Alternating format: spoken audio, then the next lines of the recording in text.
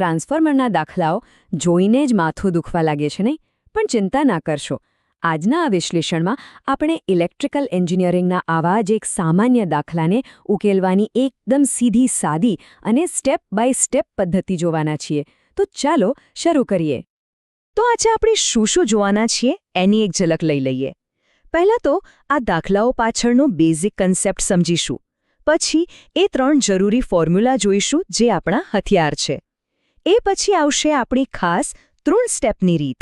અને હા, ખાલી થિયરી નહીં, આપણે એને 2 અલગ અલગ ઉદાહરણો સાથે પ્રેક્ટિસ પણ કરીશું. એક 18 kVA અને બીજું 48 kVA. અને છેલ્લે થોડી ટિપ્સ જેનાથી આ રીતમાં માસ્ટરી આવી જાય. તો ચાલો સીધા જ મુદ્દા પર આવીએ. આજે ટાઈપ 1 દાખલા છે ને, એ એક્ઝામમાં બહુ જ પૂછાય છે. અને સૌથી સારી વાત શું છે ખબર છે? આને સોલ્વ કરવાની એક પાક્કી રીત છે. એકવાર એ રીત મગજમાં બેસી ગઈ એટલે બસ કોઈ પણ દાખલો હોય એકદમ સહેલો લાગશે. તો આજે આપણે એ જ રીત શીખવાના છીએ. હવે જુઓ, કોઈ પણ પ્રોબ્લેમ સોલ્વ કરવા માટે આપણને અમુક ટૂલ્સ તો જોઈએ જ ને. બસ એ જ રીતે આ દાખલાઓ માટે પણ આપણી પાસે એક ટૂલ કિટ છે.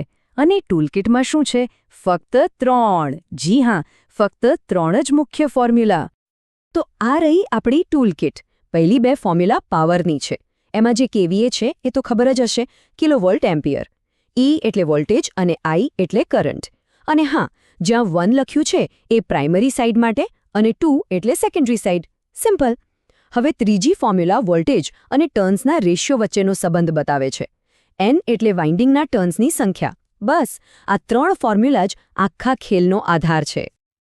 હવે એક ખૂબ જ ઇમ્પોર્ટન્ટ વાત. અહીંયા મોટાભાગના લોકો ગોથું ખાઈ જાય છે. જુઓ, ટર્ન રેશિયો અને ટ્રાન્સફોર્મેશન રેશિયો આ 2 અલગ અલગ વસ્તુઓ છે. એકબીજાના ઊંધા છે. બસ એટલું યાદ રાખવાનું. એક્ઝામમાં બસ એ જ ધ્યાનથી જોવાનું કે સવાલમાં કયો રેશિયો આપ્યો છે. કારણ કે આ એક નાનકડી ભૂલ આખા દાખલા પર પાણી ફેરવી શકે છે. ચાલો, ફોર્મ્યુલા તો ખબર પડી ગઈ, પણ એને વાપરવાની કઈ રીતે? સૌથી મોટો સવાલ તો એ જ છે ને. વેલ, એના માટે જ આપણી પાસે છે એકદમ સિમ્પલ 3 સ્ટેપની મેથડ. સમજો કે આ એક જીપીએસ છે જે સીધું જવાબ સુધી પહોંચાડશે. તો ચાલો જોઈએ એ 3 સ્ટેપ્સ. આ મેથડ એકદમ જ લોજિકલ છે. જુઓ, સ્ટેપ 1. દાખલામાં જે કંઈ પણ આપ્યું છે એ બધું શાંતિથી એક જગ્યાએ લખી લો. સ્ટેપ 2. આપણી ટર્ન રેશિયોવાળી ફોર્મ્યુલા વાપરીને જે વોલ્ટેજ નથી આપ્યો એ શોધી કાઢો. આ બહુ જરૂરી છે. અને છેલ્લે સ્ટેપ 3. હવે આપણી પાસે બધું જ છે, તો કેવીએવાળી ફોર્મ્યુલાથી પ્રાઇમરી અને સેકન્ડરી બંને કરંટ શોધી લો. બસ થઈ ગયું. કોઈ કન્ફ્યુઝન જ નહીં રહે. ઓકે, ઘણી બધી થિયરીની વાતો થઈ ગઈ. હવે પ્રેક્ટિકલ કરવાનો ટાઈમ છે. ચાલો આપણી આ 3 સ્ટેપની મેથડને એક રિયલ પ્રોબ્લેમ પર એપ્લાય કરીએ અને જોઈએ કે આ જાદુ કામ કરે છે કે નહીં. તો આપણી મેથડ પ્રમાણે સ્ટેપ 1, જે ડેટા આપ્યો છે એને લિસ્ટ કરી લઈએ. આપણી પાસે કેવીએ છે, ટર્ન્સ રેશિયો પણ છે અને પ્રાઇમરી વોલ્ટેજ પણ છે. પરફેક્ટ. બધી માહિતી એક જગ્યાએ ગોઠવાઈ ગઈ છે. હવે વારો છે સ્ટેપ 2નો, સેકન્ડરી વોલ્ટેજ એટલે કે E2 શોધવાનો. આ માટે આપણે પેલી ટર્ન રેશિયોવાળી ફોર્મ્યુલાને થોડી રીઅરેન્જ કરવી પડશે. અહીંયા ધ્યાન રાખજો, E2 શોધવા માટે રેશિયો ઊંધો થઈ જશે. N2 ઉપર અને N1 નીચે. બસ હવે સિમ્પલી જે વેલ્યુઝ છે એને ફોર્મ્યુલામાં મૂકી દઈએ. અને કેલ્ક્યુલેશન પછી જવાબ આવે છે 75 વોલ્ટ. તો મળી ગયો આપણો સેકન્ડરી વોલ્ટેજ. અને હા, યુનિટ લખવાનું ભૂલતા નહીં, એ બહુ જ જરૂરી છે. ગ્રેટ. તો હવે આપણી પાસે E1 અને E2 બંને વોલ્ટેજ છે. મતલબ કે હવે આપણે છેલ્લા અને ફાઇનલ સ્ટેપ માટે તૈયાર છીએ, કરંટ શોધવાનો. હવે તો બસ કેવીએવાળી ફોર્મ્યુલા વાપરવાની છે. અને આ રહ્યા આપણા ફાઇનલ આન્સર્સ. આપણી 3 સ્ટેપની મેથડથી આપણે 3 વસ્તુઓ શોધી કાઢી. જોયું? એકદમ સિમ્પલ હતું ને? એક ઉદાહરણથી મજા ના આવે, બરાબર ને? ચલો આ મેથડને એકદમ પાક્કી કરવા માટે ફટાફટ બીજો એક દાખલો પણ જોઈ લઈએ. જેટલી પ્રેક્ટિસ એટલો કોન્ફિડન્સ વધારે. ઓકે, તો ફરીથી આપણે એ જ રીત. સ્ટેપ 1. ડેટાને લિસ્ટ કરી લઈએ. ભલે અહીં નંબર્સ અલગ છે, પણ પ્રોસેસ બિલકુલ એ જ રહેશે.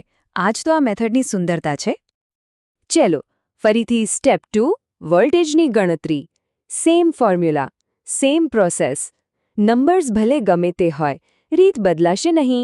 બસ કિંમતો મૂકીએ અને આવી ગયો જવાબ 250 વોલ્ટ. આ છે આપણું બીજા ઉદાહરણનો સેકન્ડરી વોલ્ટેજ. અને હવે છેલ્લું કામ, કરંટની ગણતરી. E1 અને E2 બંને છે આપણી પાસે, એટલે હવે આ કામ તો એકદમ આસાન છે. તો આ રહ્યા બીજા દાખલાના ફાઇનલ જવાબો. 2માંથી 2 દાખલા આપણે સફળતાપૂર્વક સોલ્વ કરી લીધા. આનાથી એ સાબિત થાય છે કે આપણી આ 3 સ્ટેપની મેથડ એકદમ ભરોસાપાત્ર છે. કોઈ પણ આવો દાખલો હોય આ જ રીતથી સોલ્વ થઈ જશે. ઓકે, તો રીત તો આપણી શીખી લીધી, પણ એમાં માસ્ટર કઈ રીતે બનવું? મતલબ કે એક્ઝામમાં ભૂલ થવાની કોઈ શક્યતા જ ના રહે. તો ચાલો હવે થોડી એવી ટિપ્સ જોઈએ જે આપણને પ્રો બનાવી દેશે. તો સફળતાની ચાવી શું છે? સૌથી પહેલાં જે ડેટા આપ્યો હોય એને હંમેશા સરસ રીતે લખો. બીજું, પેલો ટર્ન રેશિયો છે કે ટ્રાન્સફોર્મેશન રેશિયો એ 2 વાર ચેક કરી લેજો. ત્રીજું, કેલ્ક્યુલેશન વખતે ઉતાવળ ના કરતા. અને ચોથું, યુનિટ્સ, વોલ્ટ, એમ્પિયર એ લખવાનું ક્યારેય ના ભૂલતા. અને આ બધાથી ઉપર એક વાત છે, પ્રેક્ટિસ. જેટલી વધારે પ્રેક્ટિસ કરશો એટલી સ્પીડ અને એક્યુરેસી વધશે. ચાલો આ પૂરું કરીએ એ પહેલાં એક સવાલ મગજને કસરત કરાવવા માટે. વિચારો કે જો દાખલામાં પ્રાઇમરી વોલ્ટેજ E1ની જગ્યાએ સેકન્ડરી વોલ્ટેજ E2 આપ્યો હોત તો આપણી આ 3 સ્ટેપની મેથડમાં શું ફેરફાર થાત? શું એ જ રીતે કામ કરત કે પછી કંઈક બદલવું પડત? આના પર વિચારજો. આનાથી કન્સેપ્ટ એકદમ ક્લિયર થઈ જશે.